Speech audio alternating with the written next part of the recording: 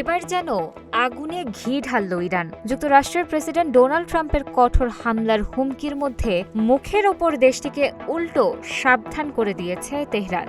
এর জেরে সুইজারল্যান্ডে দুই দেশের শান্তি আলোচনার মধ্যেই উত্তেজনা ছড়িয়েছে নতুন করে। খবর আল জাজিরার।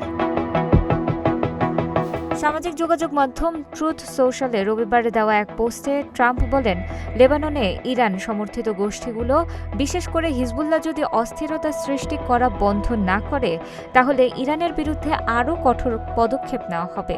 পোস্টে তিনি লিখেন, ইরানকে তাদের অর্থায়নে পরিচালিত প্রক্সি গোষ্ঠীগুলোকে লেবাননের সমস্যা সৃষ্টি করা থেকে বিরত রাখতে হবে।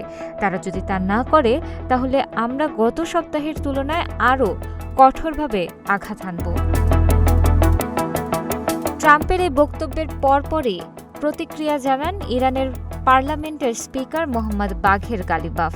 তিনি বলেন, যদি তাদের হুমকি কার্যকর হতো তাহলে আজ তারা এমন অবস্থায় পৌঁছাতো না। আমরা আমেরিকার হুমকিকে কোনো গুরুত্ব দেই না।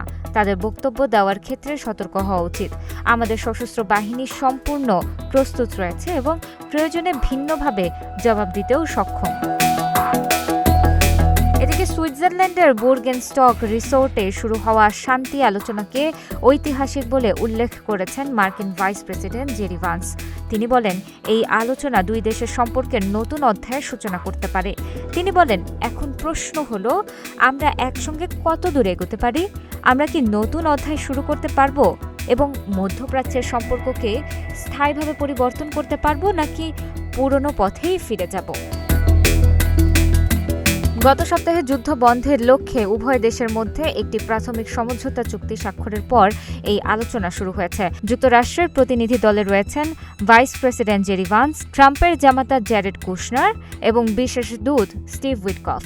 অন্যদিকে ইরানের প্রতিনিধি দলের নেতৃত্ব দিচ্ছেন দেশটির পররাষ্ট্রমন্ত্রী আব্বাস আরাকচি ও পার্লামেন্টের স্পিকার মোহাম্মদ বাঘের গালিবাফ। আলোচনায় মধ্যস্থতাকারীর ভূমিকা পালন করছে পাকিস্তান ও কাতার।